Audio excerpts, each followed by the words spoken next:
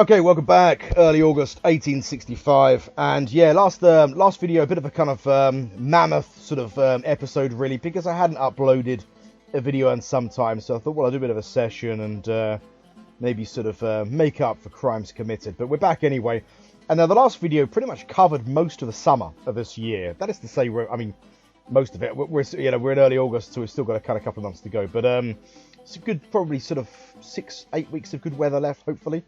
But during that summer, we've really consolidated our position now in the Austrian Empire. And we're very close to having the points necessary, really, to get them to the conference table and to press what we want, which is the independence of Hungary. And that's how we framed the war, as a kind of war for sort of Hungarian independence. However, in the last fortnight, really in late July, we've seen a number of kind of revolts, insurgencies develop along the Dalmatian coastline, but also in Hermannstadt, and a few engagements with very small forces, which suggests that we've actually, we've got a small Austrian force here. It looks like a cavalry brigade. That looks like a regular force, actually, but it appears that small forces are cropping up here and there. And in the hinterland, you've got small forces now roaming this vast open space. And this is the problem that we're going to be confronting now. We're really 2 months away from the beginning of autumn. And once we start getting to kind of muddy weather and rainfall and sort of and snows and this kind of thing, we're going to have to start confronting the fact that we've got sort of something like 500,000 to 750,000 men located in this area, being fed, clothed, and supplied with ammunition from this area. And okay, there's depots and there are railroads, but this will become interrupted, of course, if we start having partisans tear up rail lines and stuff like this. And we do not want this to be a long campaign. We don't want to get bogged down in something that goes on through really the whole winter, where we're fighting insurgencies and it ends up becoming a horrible kind of guerrilla war. We do not want that. So we want to really try and secure in the next 2 months, I would suggest, the points required really to press for what we want at the conference table. Now, to be absolutely clear, having those points, which is 250 points, and we're sitting at something like what?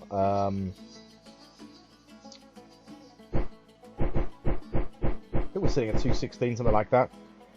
217. We had slightly more. I think we were at 230 before, or 220. So we've lost some points because we've lost a couple of towns. But yeah, having that doesn't necessarily mean that Austria will accept it first time round. We have to just keep pushing for it. And it may be that they start offering us some other kind of territory. Maybe it's something that they find more acceptable, like Croatia, something a bit smaller, something that that they can live with a little bit more. But we want Hungary, because I think that Hungary is the 19th century Hungary, which is this vast area. It's a huge chunk of their empire, and it's a large part also of the area that would constitute the frontier with us. It's the southern part. They would still control Croatia, the Dalmatian coastline, and probably the northern part of the Carpathians here. It would, to a large extent, isolate their position in sort of Romania, Bucharest. This would constitute kind of an exclave, although they would probably have access to it through their transit rights they have with Moldavia. But we'll see. And that is, anyway, that exclave is something that we can deal with later. Austria becomes sort of infinitely more manageable, I think, once we kind of force Hungarian secession. This is my thinking. So yeah, it's we'll kind of see what happens. We'll kind of I've done the economic admin for this turn. So what I'm going to do is just to really focus on these kind of partisans and insurgencies, and look to sort of move small mobile forces to begin to deal with them. So first of all, we've got forces in, we've got a cavalry brigade based in Carpenton. It hasn't acquired, or it hasn't sort of secured full military control of the region. It does control the town, but nevertheless, we're going to move that cavalry brigade south. It's a 5-day march, and we're going to really look to secure control over Grosswarden. We've got a brigade sitting at Kronstadt. We're going to keep that brigade in place for the time being. The real concern here is there's an Austrian corps, under strength corps, a reserve corps under Klangalas, hiding in Moldavian territory. And yeah, we could choose to declare war on Moldavia, which has an ex-slave down here at Gibraltar, but might be more trouble than it's worth, to tell you the truth. And we don't really want to lose the goodwill of sympathetic powers like Britain and to a lesser extent France. We're a bit conscious of that, because what we're doing is pretty big. To be absolutely clear, if this comes off, I think it won't be the last war with Austria, but I think it would kind of we would replace roles with Austria during this period. Austria would become the sick man of Europe, you know, and we would kind of, you know, we would supplant them, and we would turn the kind of central Balkans once more into a bit of an Ottoman playground. I think we can pull that off. Before we actually put forward our first peace proposal, we're going to destroy all the factories, mines, again, anything that's Austrian territory. Hungary we'll leave alone, but that said, we do want Hungary to be relatively dependent on imports from us, so it might even be beneficial for us to do it in Hungary also. But in fact, I think we will destroy them in Hungary also, just because we want Hungary to be a kind of basically a market for our goods, and it will have good relations with us, and we're going to use those good relations to try and secure a commerce agreement, which means that they will probably always buy from us. Hopefully we'll have a land border with Hungary. I don't know where exactly. We might actually not, because this area is Croatia here. Yeah, we wouldn't. How annoying is that? Oh, we'd still be able to trade with them, I think. But yeah. Anyway, I mean, we might have to look at Croatia as well. Probably not in this peace deal, but sort of a later peace deal. You know, in a later conflict kind of thing. But anyway, so we're gonna secure, look to re-secure Grosswarden.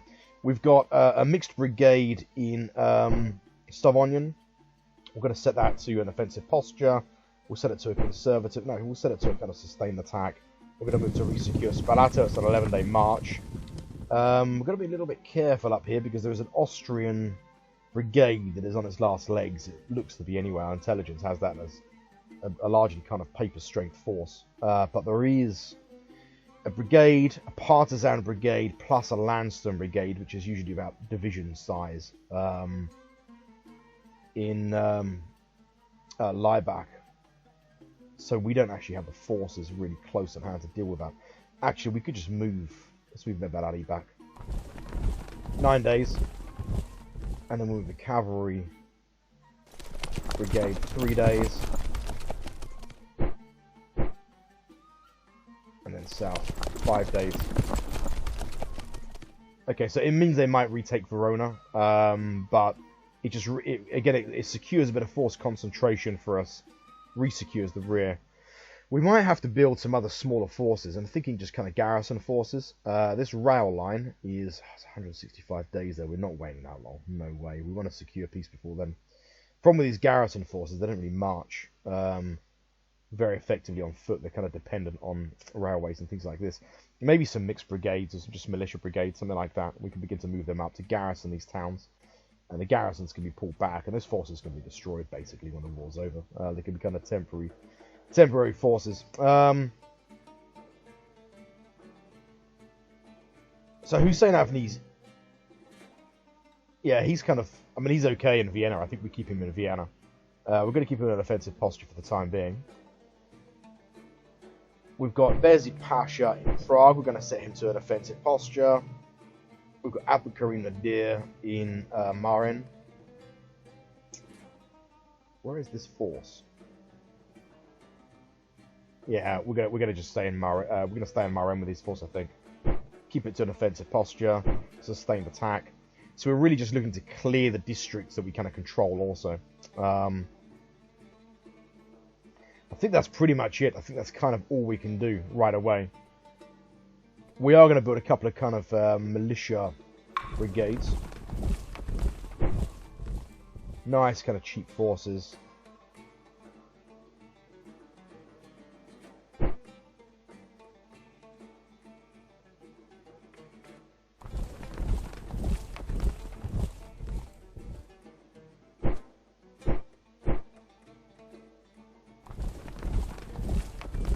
That's good. We'll just build 2 for now.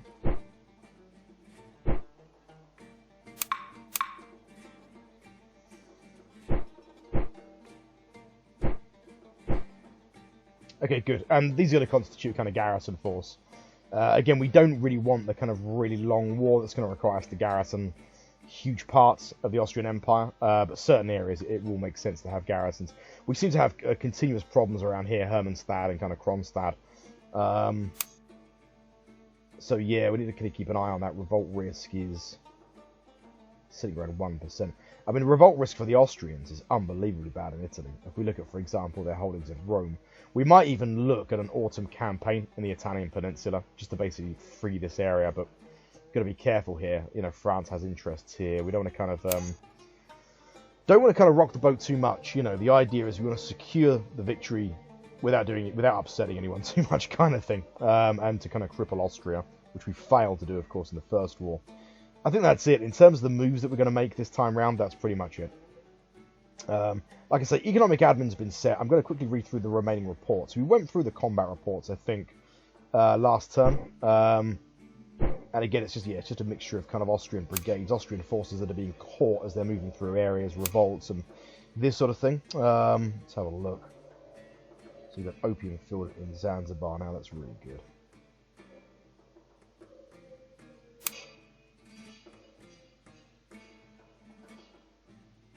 Yeah, we got 2 revolts, one in Friuli, one in Dalmatia.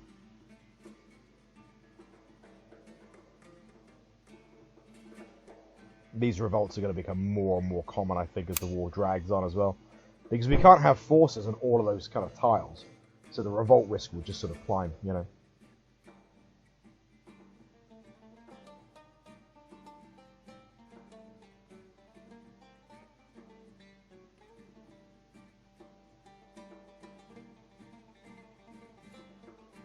So we've got some supply wagons. And a prospecting expedition team we've managed to capture as prisoners that we can actually use and press into service. That might not be bad. We can send these that to the Arabian Peninsula. At some point, not yet. We'll keep them in Vienna for the time being. So technologies mastered, International Working Man's Association. Anarchism. Yeah, I mean, these aren't obviously technologies as such. The ramifications these things will have for us, I think, ultimately, like things like, you know, unions, working man's associations, anarchism, communism, these sort of things, is I think what it will mean is that militancy, the militancy of our population, will have a much bigger impact on how they behave, basically. It's a kind of conduit allowing militancy to express itself. That's my kind of thinking, which means that when militancy is very high, we're more likely to have strikes and revolts and dissatisfaction and this sort of thing. At the moment, you can have fairly high militancy, but relative indifference because the population, it can't organize itself, basically. It can't express, you know, sort of its militancy. So when that happens, of course, we'll start having to look at more and more kind of means, education, instituting temporary martial law, sending troops to, you know, hotspots and that kind of thing. And as a sort of really, for the most part, an absolutist regime, they're the mechanisms that we have for controlling kind of hard power, you know. Okay, quick check on the economy.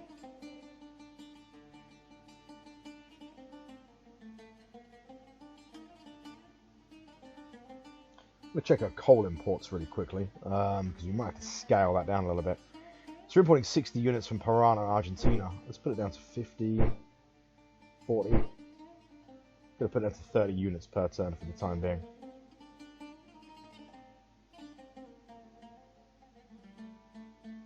Now we've captured a few kind of cattle ranches in the Austrian Empire, so that's going to mean that we can get access to a bit more cattle for a period of time. Okay, that's good.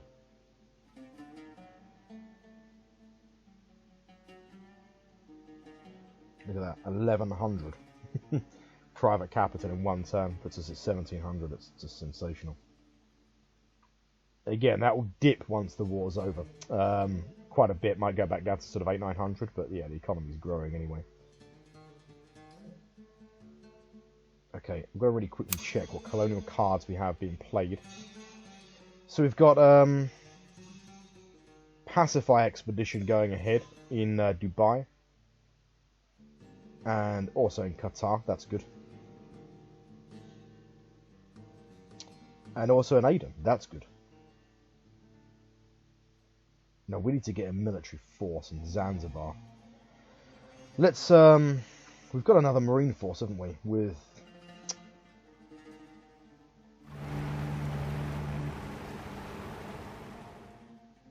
Oh, clunky interface alert.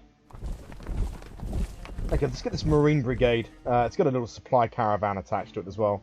a baggage train. Land that at Zanzibar, and we'll use that marine force to prosecute pacification expeditions in Zanzibar.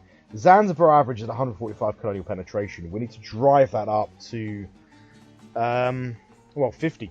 Zanzibar is a one-tile colonial entity. Once we get it to 50, we can move it up to formal colony, and that's Zanzibar in the bag. Now, Zanzibar might be the first of what's going to be a bit of an ahistorical kind of plan for us. And what we're looking at is this area, the Horn of Africa. But also possibly Kenya and sort of Tanganyika or Tanzania. So basically the kind of East African coast. Kenya obviously was really colonized by the British. They will have a claim on it, but they also have a claim on parts of the Arabian Peninsula. So that will put us at late game, possibly at the conflict with the British. Hopefully in a decade to 2 decades from now, we'll be more well placed to defend ourselves against such a conflict. And Tanganyika or Tanzania was of course German. Neither of these powers have managed to make much headway. A part of the reason for that is because this area doesn't fall under any kind of formal tribal control. It did at one point, but it's basically now controlled by brigands, partisans, rebels that have no kind of state. They have no diplomacy or anything like this, and yeah, they'll basically just attack anyone. So that's benefited us. That means that once we can get a bit of muscle in Zanzibar, we can then use that, repurpose that to begin to establish ourselves in East Africa. And what have we got access to in Kenya? We've got coffee, tropical fruits, dyes, and that's just the beginning. You know, we can also sugar. What does this area fall under? Let's have a look. Yeah, this is Tanganyika, sugar. Interesting. And if we can sort of explore the interior, I'm not sure if the Ottomans are ever going to have the colonial cards for that, but others may do it for us, sort of thing. Then we can begin to kind of consolidate the sort of the interior of these regions. But yeah, get ourselves a toehold anyway, and then establish ourselves in Somalia, Somaliland, Eritrea, and then ultimately Abyssinia. And that will give us good access to a whole range of commodities. Opium, coffee. With Abyssinia, the Arabian Peninsula, especially Yemen, and Kenya, that would put us on the map as a serious coffee exporter, I think. Eventually, once the area is developed and we have railroads and stuff. But yeah, good stuff. All the colonial cards we want to be played are being played. We're at 1700 private capital. That means we are placed actually to kind of lay the foundations for another manufactory. What have we got in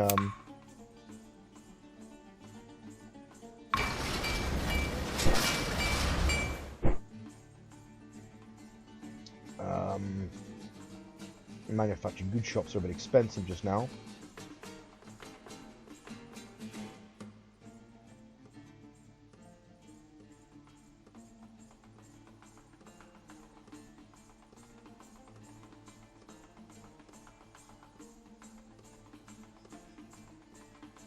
What do we build?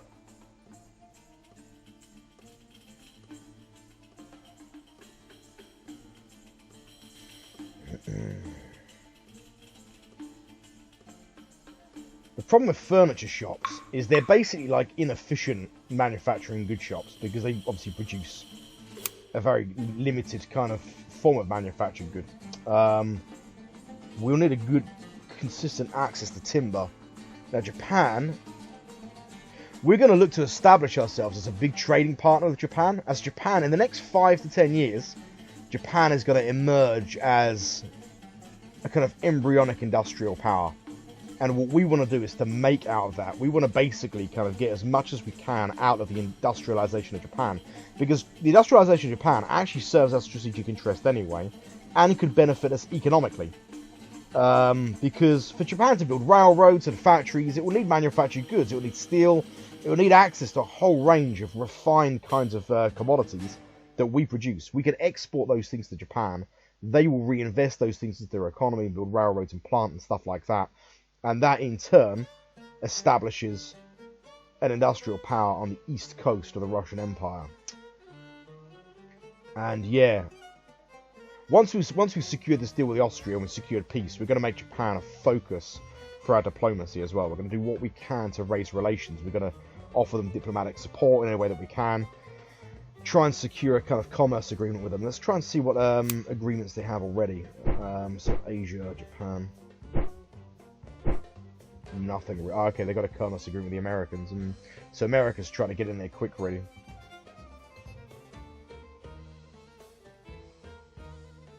Nevertheless, we can still establish ourselves as a trading partner for Japan. But yeah, it looks like America very early on has tried to establish itself as the principal beneficiary of sort of Japanese industrialization. Bit of a historical irony there, but we can still get involved in this. We can still get involved in this. It would really benefit us. Anyway, I think that's pretty much it. Let's quickly scroll through the rest of the reports. Business reports done. They've offered us peace. They're offering us basically chicken feed for 20 years, which they're not, you know, they'll break anyway. They'll renege on that agreement anyway. We know that because we know the Austrians.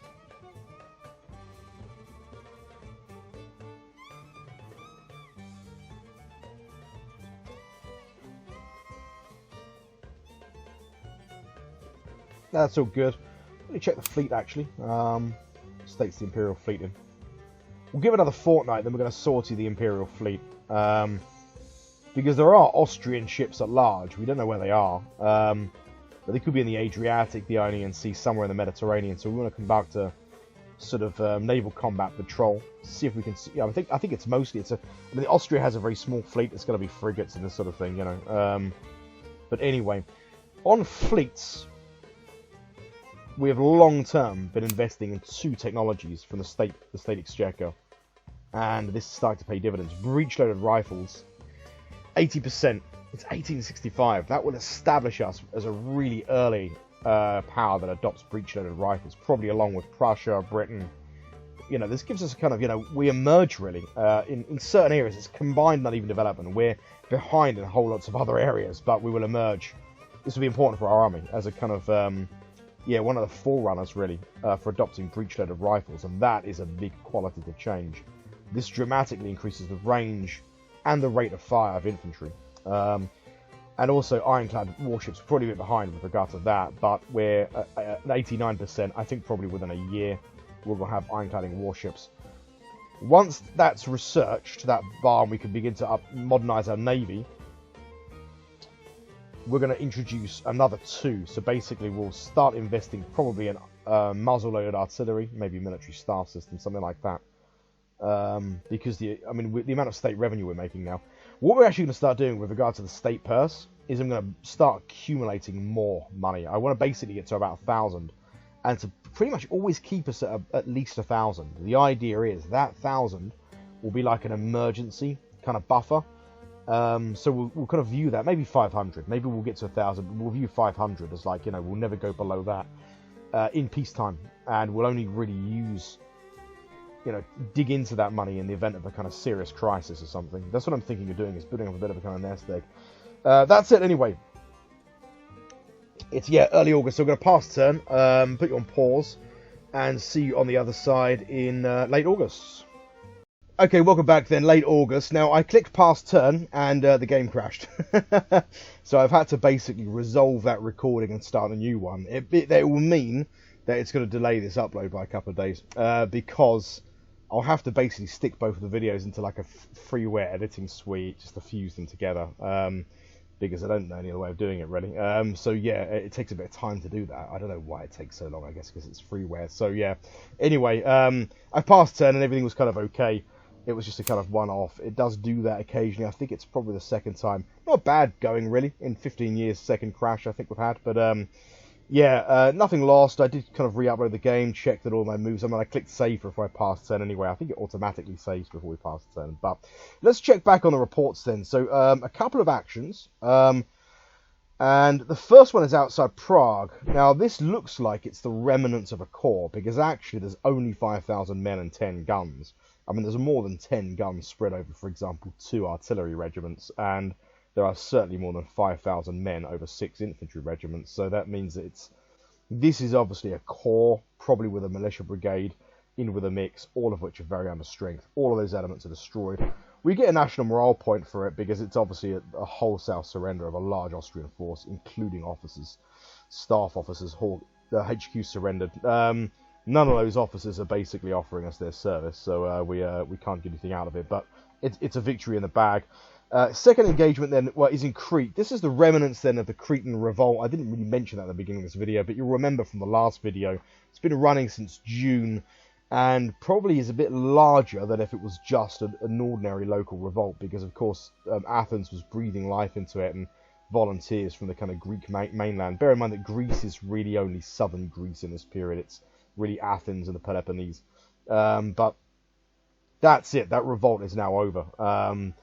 That stops this sprawling into anything more kind of significant or problematic. We don't take any casualties there, so this is really a mopping up operation, and I guess it looks like a lot of prisoners as well, so it looks like most of these forces simply surrendered. That's really, really good news. We can get the Tripoli division back. The Tripoli division has sustained some losses, but we'll get the Tripoli division back to, well, Tripoli. Now, before I forget. Okay.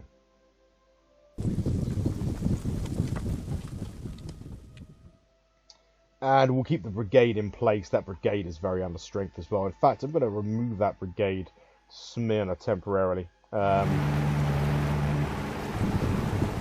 10 days, there we go. And we'll put it to passive posture, evade combat. We're just going to receive replacements a bit quicker, and we'll redeploy it on Athens. We're going to start spending Crete. We're going to start spending a little bit of money in developing these Greek islands, because we do intend to keep them. Now, if we look at our national claimed areas, okay, we don't have a national claimed area on Crete. We do on Cyprus. So if we lose them, we'll be hard-pressed to retake them back. We do have claimed areas over all of Bulgaria, southern Serbia. So if these areas are lost, we can basically go to war to retake these areas back. That means, as far as we're concerned, these areas are for keeps. That includes Salonika. That's good. So yeah, anyway, that's the end of the Cretan revolt. Next action then is at Marburg. Let's have a look. This is the cavalry brigade that we moved in. Looks like there's only a garrison force there. I don't know how they managed to get garrison force. It may be that it's a force that flipped as Austrian forces moved in. We've experienced that ourselves during the summer campaign. But the cavalry brigade's done good kind of yeoman's work there. It's taken the town. We're going to sit them on a defensive posture, I think, and defend and retreat. So if Austrian forces move back towards Steinmark or Marburg, we don't have that brigade completely destroyed. The Austrians then are isolated around Graz. Now, there's a couple of possibilities here. We'll explore that in a moment. Let's look at the remaining. I have a tendency to go off. Laibach then, which is Klagenfurt. Laibach is here. Well, let's see what happened. So Mehmed Ali's passing through. It looks like a couple of those forces. It's a light cavalry brigade comprised of 2 regiments, plus a couple of regiments of militia. They fall back, but a partisan regiment, or one of the partisan regiments, is entirely destroyed. So he's feeling like a guerrilla campaign now. That said, we inflict 3,000 casualties, only take 600, and we take, what, 500 prisoners? So that's good. But yeah, those forces, the net result of Laibach and Marburg is it concentrates these Austrian forces into Graz. This is the remainder then. It's a partisan brigade, which we now know is only comprised of 1 regiment, a very understrength cavalry brigade, and a Landsturm infantry brigade, which is also under strength. So I reckon they maybe got 3,000 to 5,000 men here. What do we do here? What I'm going to do is sit Rita Pasha in Vienna, because he's the least likely to ever be activated. We'll put him back in Pressburg. It's an 11-day march. That frees up Hussein Avni's command, and we're going to make use of that. Okay, we're going to get Mehmed Ali, because his forces are in fairly good shape. It has conducted a march from Verona, but in good weather, and he's not engaged in any kind of sustained action, and he's an excellent commander. He's now strategic level 5, 6 offensive. That's, incidentally, that is what the great Omar Pasha's offensive capacity was by the time he died. He still had slightly better stats, but this guy now is a first-rate aggressive commander. He's acquired a lot of experience in this war, and yeah, really, really good. He's got a high diplomatic level as well, so he can actually always command quite large forces. And also, yeah, good aggressive strategist. Okay, We're going to get him to conduct the assault then towards Graz. We're going to take the town. In the immediate aftermath of that action, we're going to move him on to Klagenfurt. Yeah. So that positions him then between... Well, the idea is to position him between Salzburg and Udine. So if they make a move from Munich to Salzburg, we can counter that. If they have forces in Italy that move up into Verona and Udine, we can kind of move south to counter that. So that positions him in the centre. It also gives them the option for a strike at Tyrol, Innsbruck, if we decide that we want to do that. Don't want to get bogged down in the mountains too much, especially with the winter coming. We'll be looking at high levels of attrition, slow movement.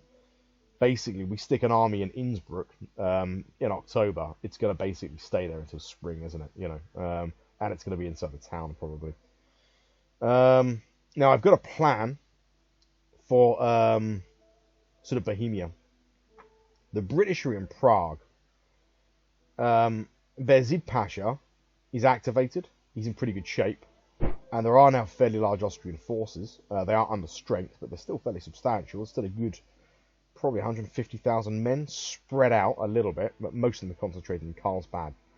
We're going to conduct an assault towards Pilsen, and then we're going to press north to Carlsbad. The idea is we're going to engage von Benedek, and then hopefully he's going to fall back. And then as he fall back, we roll up the entire Austrian force here. They might fall back into Bavaria, but nevertheless, the idea is to give them a bloody nose, take a couple of towns, and provide a bit of security for the south flank of the kind of the Prague kind of sort of, yeah, the position around Prague really, the Prague salient. Another Austrian force has moved south and is besieging Krakow. That is only a corps-sized force.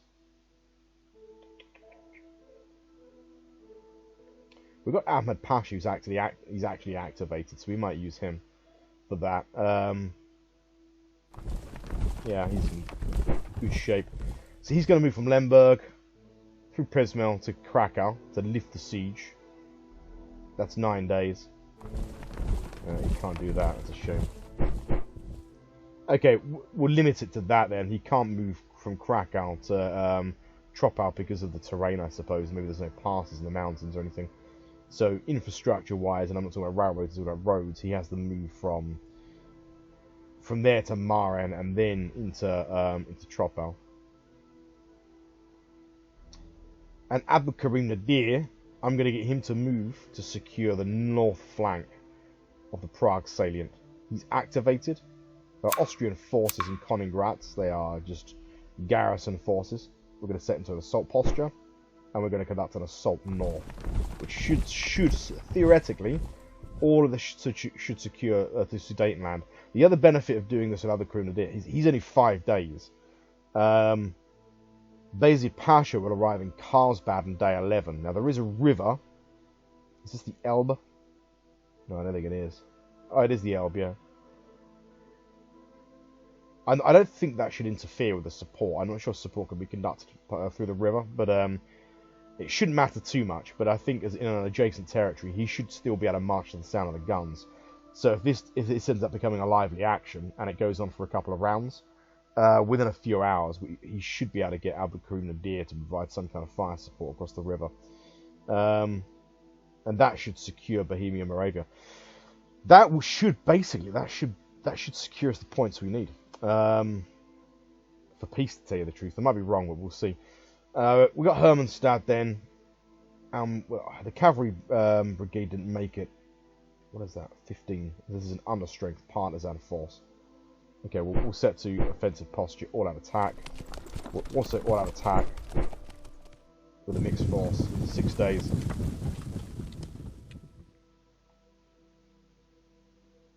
And then we'll move the cavalry brigade back up and secure this territory. The towns are taken, that's the main thing. We're already on an offensive posture in Spalato. The other thing I'm thinking of with Spalato is we do have a cavalry brigade. Yeah, we don't have the riverine movement points. And we've got loads of transport ships, but by the time we get them to kind of Smyrna and embark, you know, it'll be next turn sort of thing.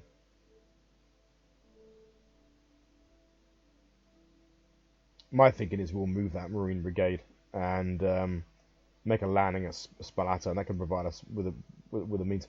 I think the secured peace of Montenegro, you know.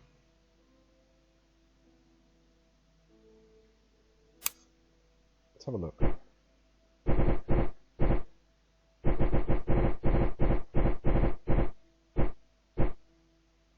Yeah, they have. They secured peace of Montenegro. And they've occupied it.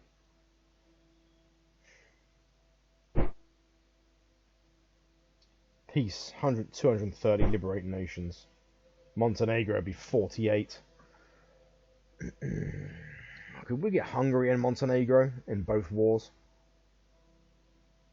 We would need 298 basically. That might be overreaching a little bit. Doesn't matter too much. We could re-secure Montenegro, force them to make it independent. But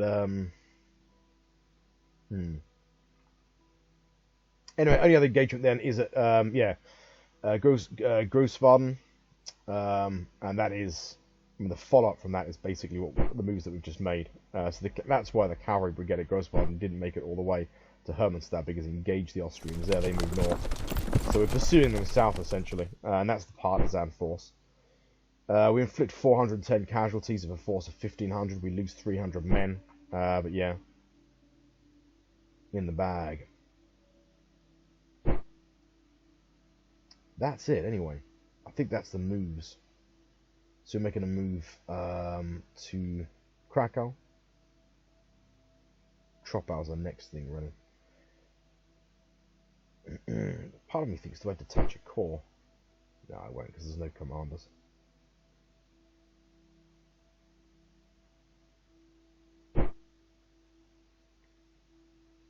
There's a cavalry brigade that can move north from Marburg through Vienna to Troppau. How long will it take him? 6 days, let's do it. We'll set it to conservative attack, and we can always bring him back. Alright, good stuff. The other thing is, we can see Austrian forces in the Adriatic being moved by maritime means, I guess, from Italy, maybe to support their partisans on the Dalmatian coastline. So we're going to sort the fleet. It's in pretty good shape. I mean, by the time it arrives there, you know.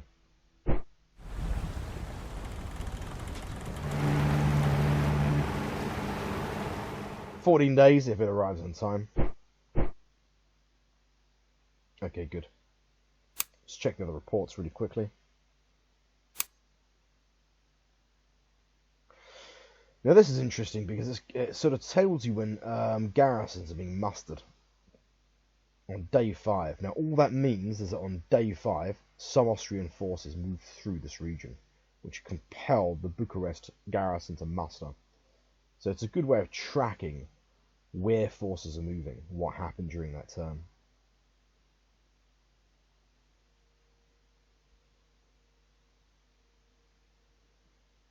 Harbour upgrade completed in Tripolitania. So we got a naval base, have we? Okay.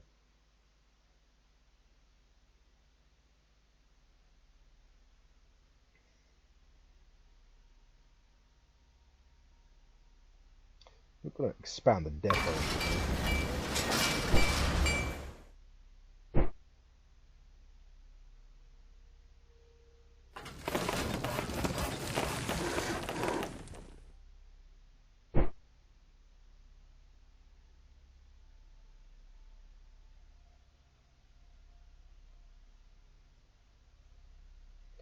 Anchorage upgrades. We've got Anchorage.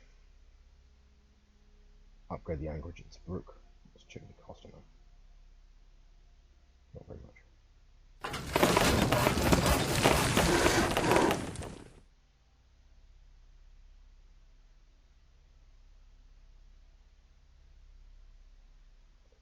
Harbour extension.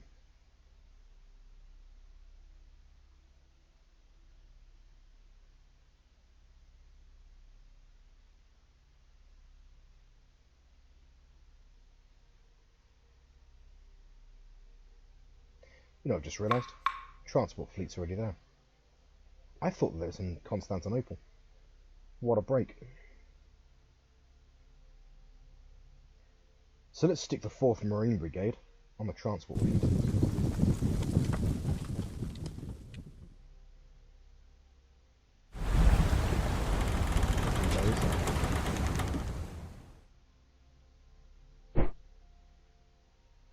There we go. And then unload the force at Spalato.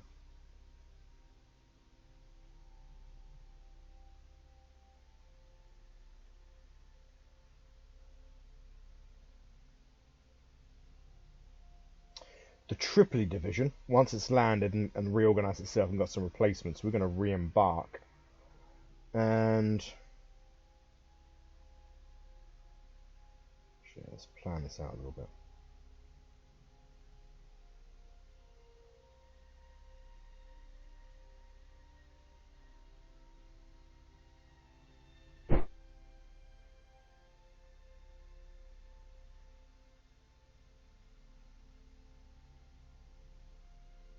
We're going to send one of the transport squadrons to Tripoli.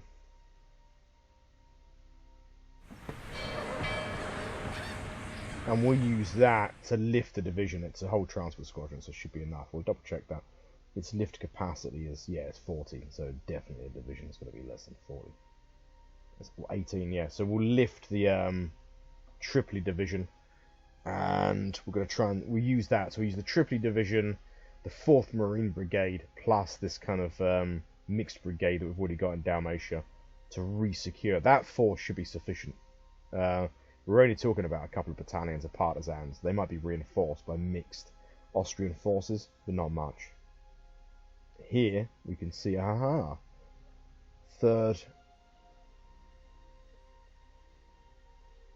Aufklärungsgruppe.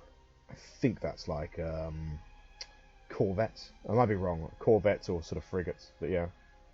So they've got some forces docked in Spalato. Okay. Good.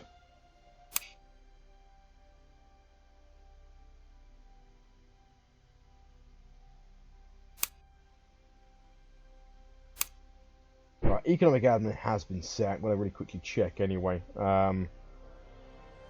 Make sure this is good. We tend to sell a lot of iron, manufactured goods, textiles, dyes, cereals, 15 units of cereals to Britain, fruit, tobacco, fish, and then we're importing wood. Quite a lot of timber actually. 1 unit of gold, 25 units of coal.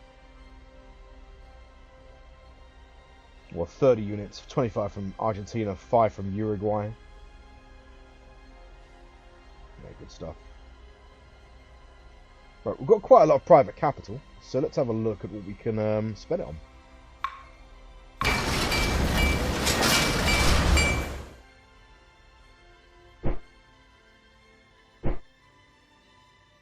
I'm thinking another manufactured goods shop, yeah, we got enough for it. And we're going to put it. One in Baghdad, one in Damascus,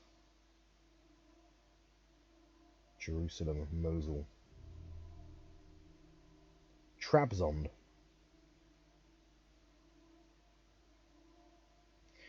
Got a large enough population. Let's check the loyalty of the region and this sort of thing. I know that Trabzon is, yeah, loyalty 100%.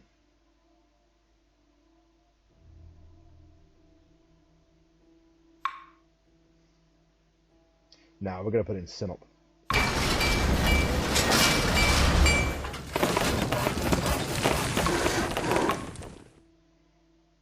Okay. That means we've got 2 manufactories being built. One in Ankara, one in Sinop. One thing we're going to have to start investing in is mine upgrades, because we're going to need to upgrade our coal mines. Otherwise we're going to be in a really difficult situation. Well, we're just going to be importing massive amounts of coal, which we don't really want. So we'll start investing state revenue into that technology soon. Maybe in the next year or so. Right, good. Let's just check exports again real quick.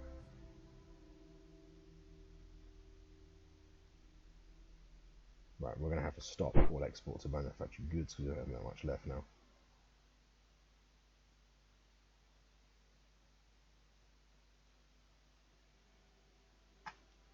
Assets balance is good.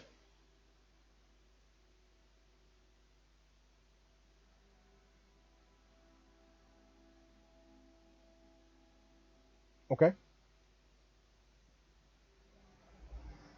Let's quickly check on colonial stuff.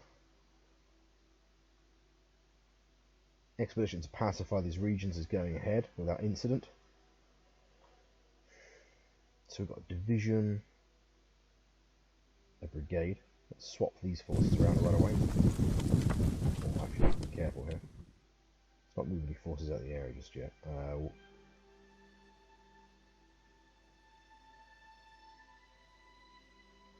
I saw a photograph on Twitter the other day, which was the Ottoman Imperial Archives on Twitter, where they publish photographs, and it was a photograph from Sana from like the late 1860s, and I thought, no way, far out. That's really good, actually. This area had a really large Jewish population. They were Jews in Sana. But yeah, really large Jewish population in Aden. I don't know if that's still the case or not, I can't imagine so, but it was in the mid-19th century. We've got a cavalry division in Mukalla. With a light artillery regiment. We'll move their artillery regiment back, I think, to Constantinople. We'll put it in the arsenal in Adrianople.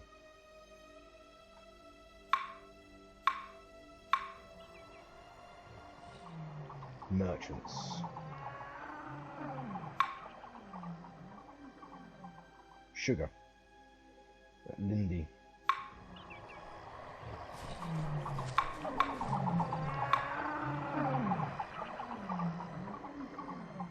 Okay.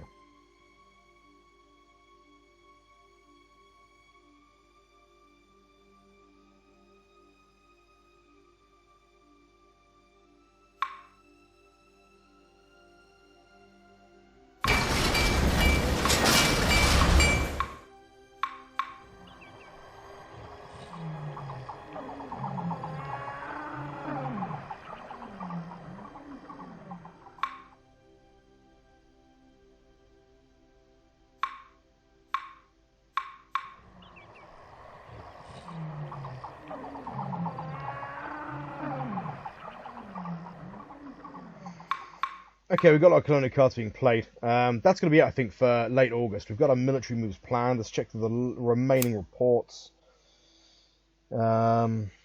State visit, proposed Württemberg has been agreed by Prussia. We didn't reply to Austria.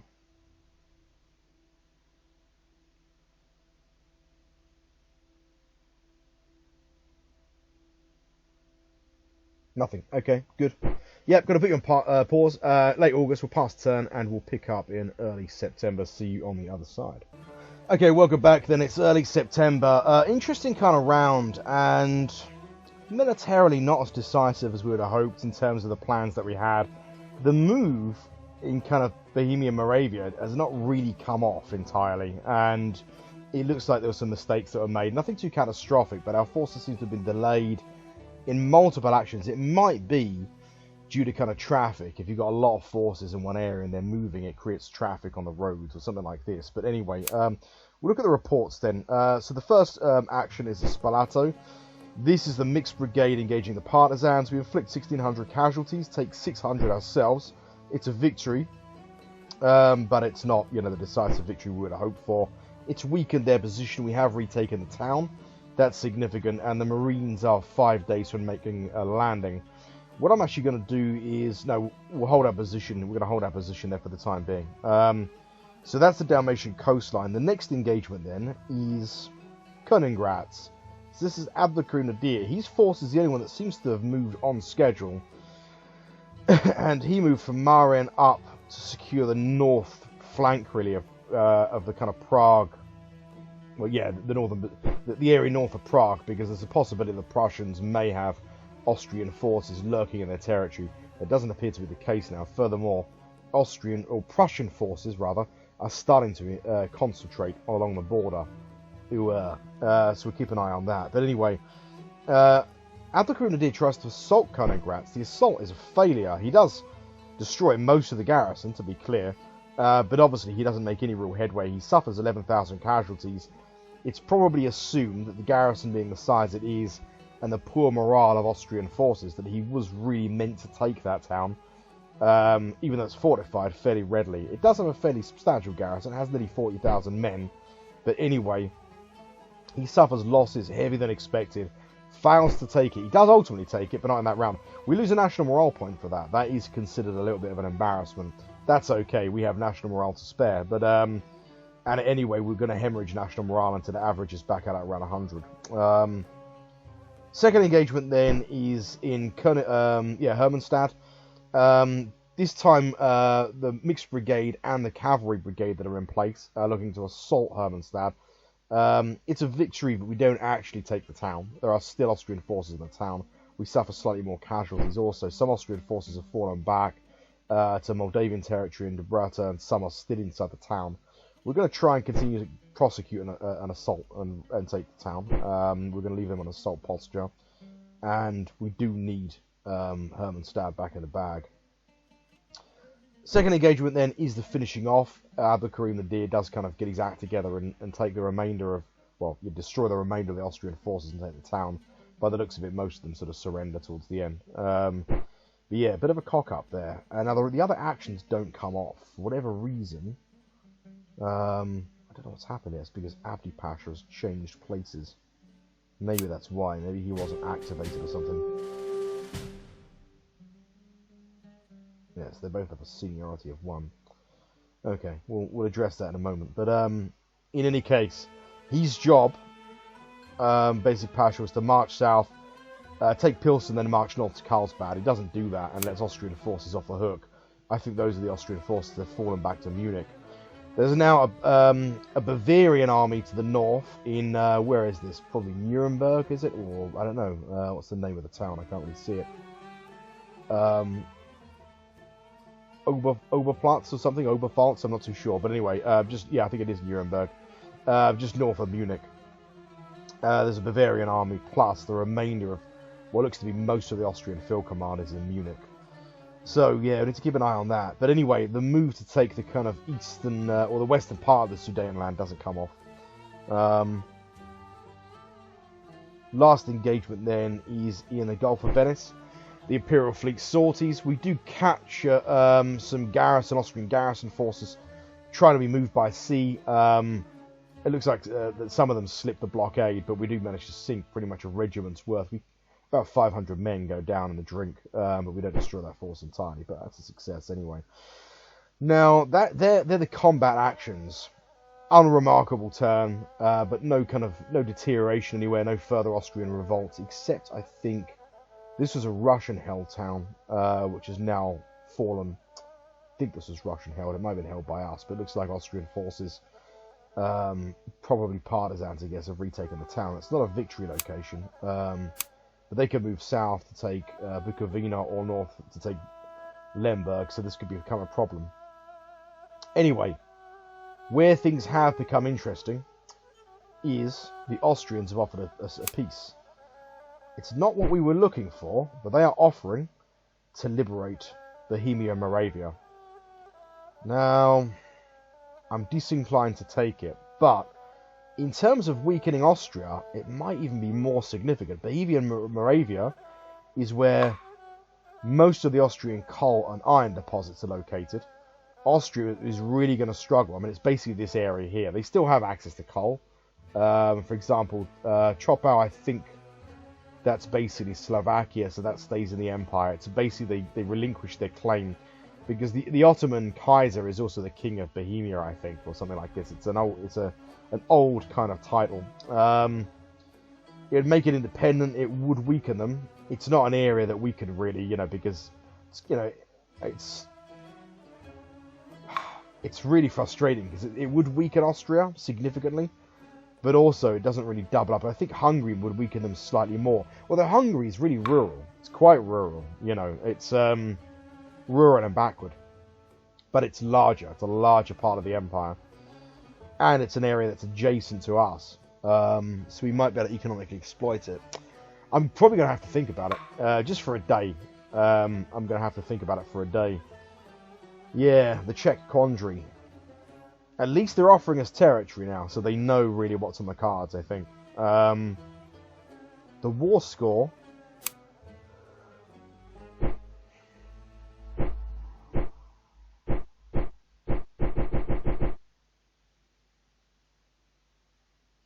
Oh, 242.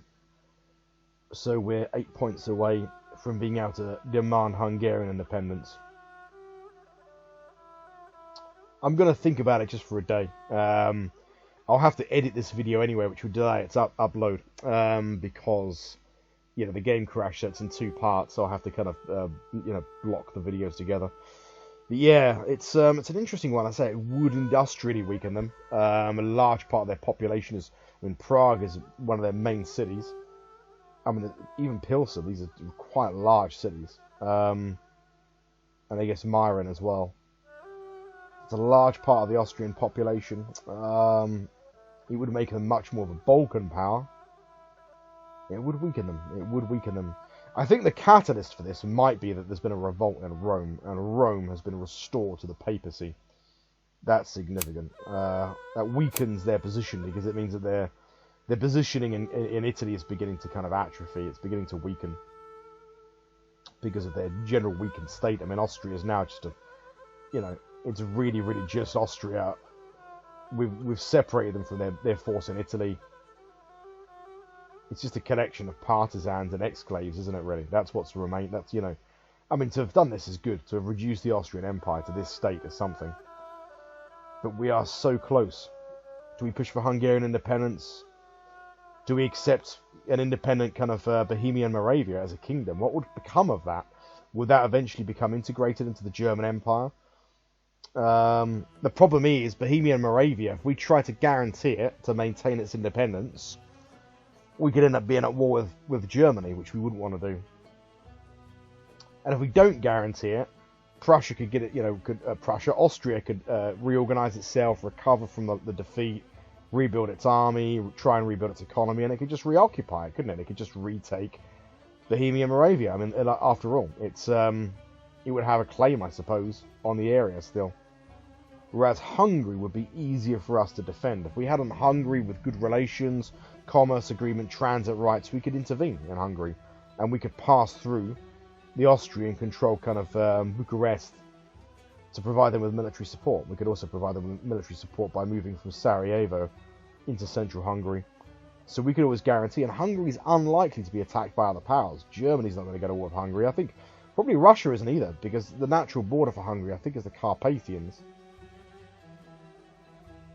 The area sort of north and east of the Carpathians is Ukraine.